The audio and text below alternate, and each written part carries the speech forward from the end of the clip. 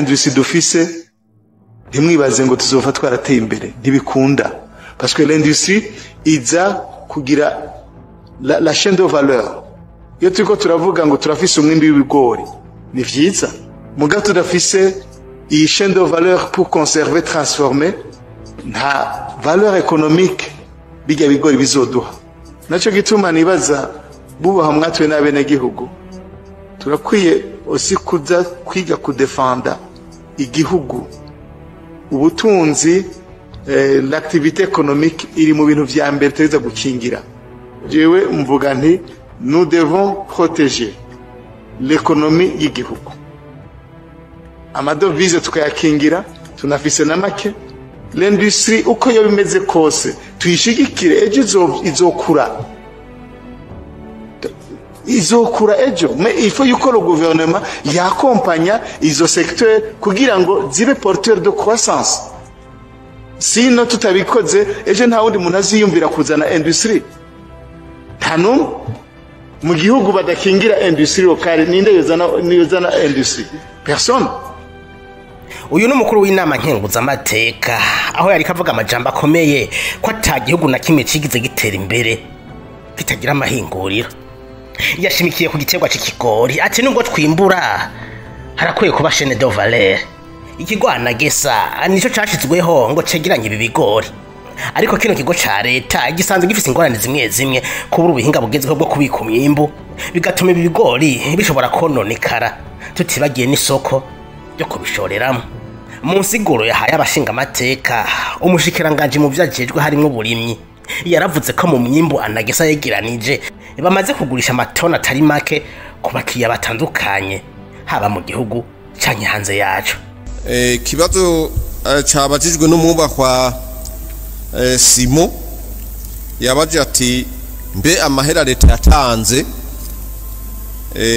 mu kugura ibigori atazogaruka aranabaza mbere n'agahombo acagira kumbera nabaza ati ibigega bishasha bibiri bizokwira reka nahanda gitomore neza twari twaguze itoni ibihumbi 71 n'ibiro amajana 3 birenga nababwiye yuko turavye abaguze ibigori hasigaye mu bubiko itoni ibihumbi 15 muri ivyo bamaze kugura byose ntibirasohoka kuko nk'ubu nk'akarorero harimwo uwaguze itoni ibihumbi 10 ari umwe mugabo agendera sohora buke kubera ikamyo zitoshoka zibitwarira rimwe kandi noneho nabo bandi babiguze n'ubu barabandanya kandi ntibikunda ko bayitwarira rimwe bagenda batwara buke kuko munabizi yuko mvuze itoni ibihumbi 10 muce muyumvira amakamyo arimo itoni ikamyo nini ntirenza itoni 200 zijya zito usanga ari toni 5 uce yumvira rero amakamyo wotondeka kugira ngo usohore ubwo nyene itoni ibihumbi 10 nico gituma rero ntibibatangaza kubona hamwe amastoka kihari mugabo biriko birasohoka buke kandi nongera ngira ko n'ikibazo babajiye bati nko mu cankuza ari kure ati turabona stoke zirashari ivyo nivyo kuko iyo uronse umukiriya ufise amastoke mu gihugu cyose akakubwira ati jewe nashimye ibiri mu yinga canke ati nashimye ibiri igitega vyogorana kubwira umubwira uti uteza gutora kuvyo mu cankuzo iyo ngingo irashobora gufatwa mugabo yofatwa mu gihe byerekana yuko atahandi bisigaye kandi noneho muravyibuka igihe twari twavuze tuti umuntu wese arose isoko hanze arafise uburenganzira bwo guhiga isoko kandi tukamuha impusha ivyo vyarabaye mugabo byaribonekeje yuko tubahaye impusha abace bagurira muri anagesa bace bagabanuka kandi cyagiye kutubabaza nuko abantu bace baza kugurira bene gihugu ntibakurikiza igihumbi n'amajana twababwiye kandi bagiye kubishora hanze nico gituma nje ngira ko ndakivuga yuko anagesa igifisa amastock tukaba tubona yuko hari abantu bariko rabijana hanze bayikuye muri anagesa kandi badahomba ubu impusha z'umuntu azobijana hanze ateza kuzoba yabikuye muri anagesa kuko ntivyumvikana ingene umucuruzi twomuruhu uruhusha leta yashinze ibiciro ku 1700 nawe agaca agenda gutanga 1000 agaca akaronka uruhusha rw'ubushikiranganje rubijana hanze vyumvikana yuko dusabe mbere n'abari ku mipaka yuko ikamyo yose igiye hanze itegeza kwerekana impapuro yuko vyavuye muri anagesa gutyo rero nitwamara guheza amastoke ya anagesa tuzoheza rero tubarekurire yuko bo bitora n'ahandi.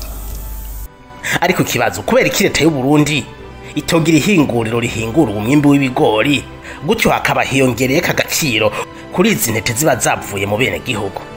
Ibi nivyo umwubahwa arongoye inama nkenguza amateka yashimikiye ko atagihugu gishobora gutera imbere kidafise amahinguriro. Ariko kibazo mu Burundi nta mahinguriro dufise, niba tudafise ishobora guhingura ibigori kumbure hari izindi zikora ibindi. Fyonda like na subscribe dutembere mu gisata c'amahinguriro mu Burundi turabuko vyifasha. Mwibuke Uburundi bwihaye imbona kazoza iyo mu mwaka wa 2040 kuba cabaye igihugu cifashe, hanyuma mu mwaka wa 2060 kikaba cabaye igihugu giteye imbere. Gutera imbere naho amahinguriro azi imbere nkuko tubibona mu bindi bihugu byashize kuri iyi ntambwe.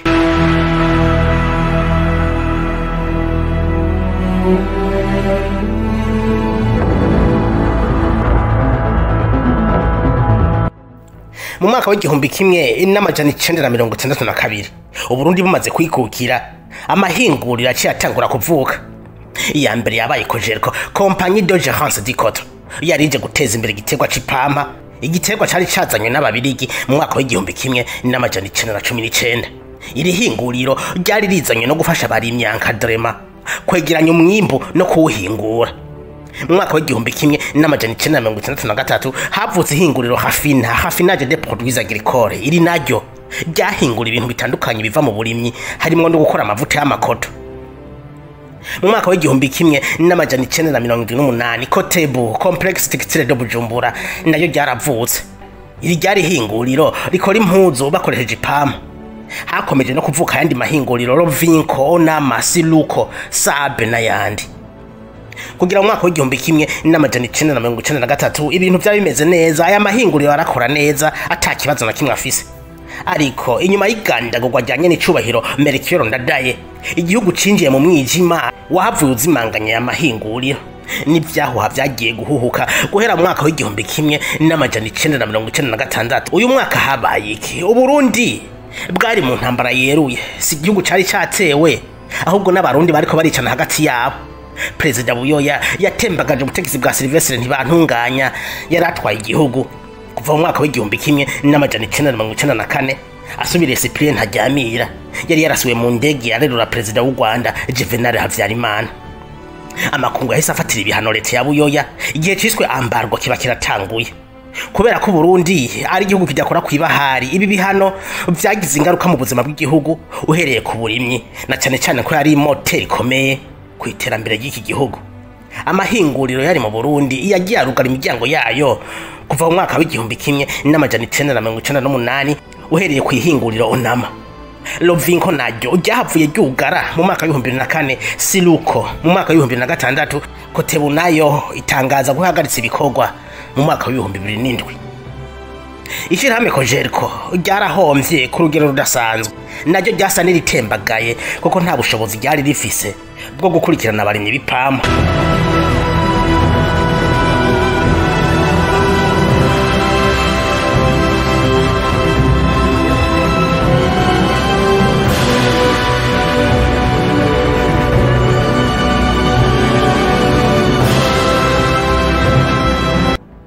Hampande y'aya mahinguriro twavuze hari n'izindi zakorera mu Burundi zihanganye zikomeza gukora nubwo ibintu bitari bimeze neza. Aha twavuga Savondor bita Savonor ryashinzwe mu Burundi mu mwaka w'igihumbi kimwe n'amajana 1970. Irishingwa n'umudage Dieter Kunze.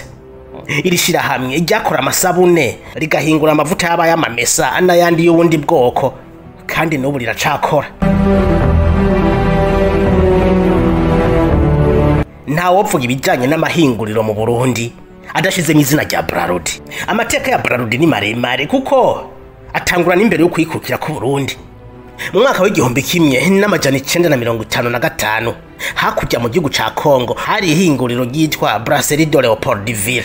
Iri ryari ihinguriro rikomeye ngaha mu gihugu ca Congo y'Ababirigi. Iri hinguriro ryafashe ingingo yo kwagura ibikorwa bashingira indi shirahamwe mu gihugu c'u Rwanda Urundi. Iri hinguriro ryashizwe ku mugwa mukuru Usumbura uno munsi yitwa Bujumbura. Ryuguriye ibikorwa ku mugaragaro ku igenekerezo rya 23 Kigarama mu mwaka w'igihumbi kimwe n'amajana 955 maze abarundi n'abanyarwanda batangira gusoma Primus. Ikiyeri cari kiryoshe cyane. Inyuma yo kwikukira kwa Congo, Uburundi n'u Rwanda, iri hinguriro rya Léopoldville ryaciye rigira amashami 3. Irya mbere ryagumye muri Congo ryitwa Bralima, mu Burundi Braludi, niyo mu Rwanda ryitwa Bralirwa. Mu mwaka w'igihumbi kimwe n'amajana 966 Braludi yaragutse itangura guhingura n'ibinyobwa bitari mu mwambiro biciye ku bufatanye bw'ihinguriro ry'Abanyamerika The Coca-Cola Company. Mu mwaka w'igihumbi kimwe n'amajana 975 leta y'u Burundi yashize imitahe muri Braludi gutigira ibice 40% niyo banke Bruxelles Lambert yo mu Bubirigi igira ibice 60%.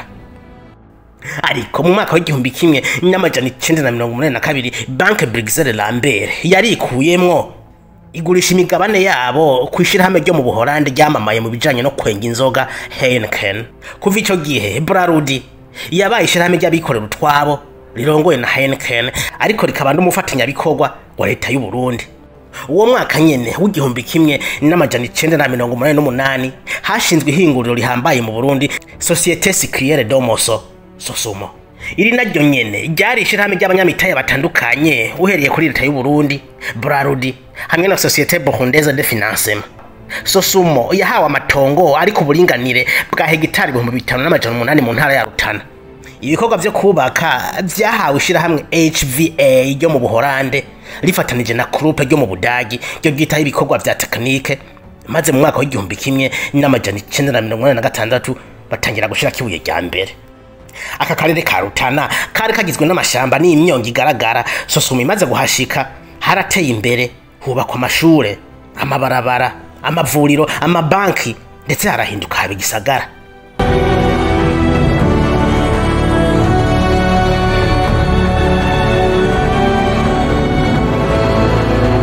Mu mwaka w'ibihumbi 2019 umugwiza atunga Adrien Ntigacika yashinze ihinguriro rikuri ifumbire Fomi. Ryari iteka ku gihugu c'u Burundi, imbere leta ikihafoma uburenganzira budasangiwe monopole bwo gukora no gukwiragiza ifumbire mu gihugu cose. Yaciye inabuze yandi mashirahamwe kuzana ifumbire iva hanze. Tugaruke kuri rya jambo ry'umukuru w'inama nkenguzamateka rivuga ko igihugu kidashobora gutera imbere kidafise amahinguriro. Mu gihe turi mu rugendo rw'imbona kazoza, uno munsi n'aya mahinguriro ahari ahanzwe n'ibibazo bitandukanye ibituma badashobora gushimisha abarundi muri serivisi na produit bacuruza. Duhere kuri Braludi. Iri shirahamwe ryatanguye kwidogerwa ko ryagabanije umwambiro ryahora rikoresha maze bagatanga ibinyobwa bitandukanye n'ibyo bari baramenyereje abavyihereza. Vyagiye birayangara buke buke, na zimwe bahora banywa bidoga zitangira kubura. Ico gihe hatanguye kuba speculation ku biciro, leta irananirwa burundu gukemura kino kibazo. Mugabo yakoba mujejwe ubudandaji, ahantu n'ukuri ni murabe mugabanye imyidogo y'abarundi. Icupa rya Amstel ngo rigeze ku 200,000 kuko uburija ku isoko mu Burundi ari nk'amagendo rikuwe muri Tanzania canke ngo hafi muri Kongo.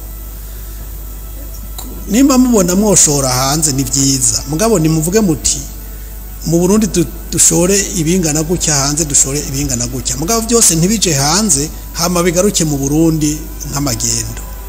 Braludi yashikiriza ko ifise ikibazo cyo gukina amafaranga y'agaciro na cyane cyane ko matière première bakoresha yava hanze y'igihugu. Umuntu mbere yo gukemura ikibazo bazanye politike nshasha yo gukora inzoga ikozwe mu bigori birimwe ngaha mu Burundi. Iki cari ciza na cyane cyane ko cari kije gukemura na ca kibazo twumva bafise muri Anagesa. Ariko abanyu biki kinyobwa gishasha Amstel Bright ntibashimishijwe no kubahindurira, na cyane cyane ko benshi bidoga bavuga ko iya Amstel Bright taryoshe nk'iyahahora. benshi bahindukiriye Primus nawe nyine itaboneka neza kuko abanywi b'iki kinyobwa baciye biyongera. Ku rubuga Star ubushakashatsi bwo mu mwaka wa 2024 bwerekana ko abarundi banyoye hafi imiliyoni 200 y'amaritiro y'inzoga, bakaba binjije muri Brarudi amamiliyoni 479 y'amadolari y'abanyamerika. Mu gihe hatarindi shirahamwe rishobora kuzimya inyota abarundi rihari muri iki gihugu, Brarudi niyo bahanze amaso, benshi bakaba barindiriye bizeye ko ikibazo kizokongera gukemuka hakagaruka Amstel Bock, Beshu na ndende yari mwicupa rinini rya santilitiro 65 zose zikaba zasubiriwe na Amstel Bright ikozwe mu bigori.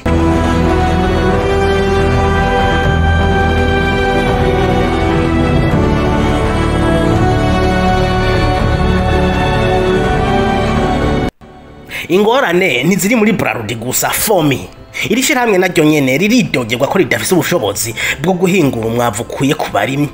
Abarimyi bidoga bavuga ko bariho amafaranga imbere, ariko umwavu kaza kubashikira sezo yamaze kurengana. Ibi biruko mu gihe rino shirahamwe ririko gitegura kugura andi mashami mu bihugu byo hanze. Muri Sosumo naho nyene mu gihe abakoresha isukari bakomeza kwiyongera, umwimbu waragabanutse ku rugero ruteye ubwoba. Ibiciro byaradugijwe, isukari ibumuzi wibuye naho yikuyikaba nka fraud. Mu gukemura kino kibazo leta yakuye monopole maze uburenganzira abagwiza tunga kuyikura hanze bakayidandaza mu Burundi, ibintu bitahora vyemewe.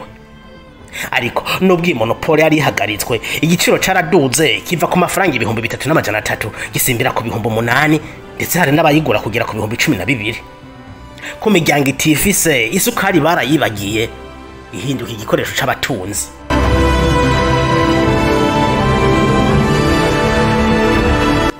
Mu mwaka wa 2040 nejo, mu 2060 ni hirya yejo. Ariko hamwe zino ngorane zitotorega umuti, tuzoshikayo tukiri hahandi nyene. Mu gihe n'amahinguriro hari yoteje imbere igihugu yidogerwa n'abene gihugu, birasaba ko haba environnement des affaires nziza, abanyamitahe babishoboye bakaza gushinga amahinguriro yabo mu Burundi atanga service na produits zishimisha bene gihugu. Gushika kuri imbona kazoza si ndoto, ni ngingo, ni bikogwa. Ni wewe, ni jewe, ni twese.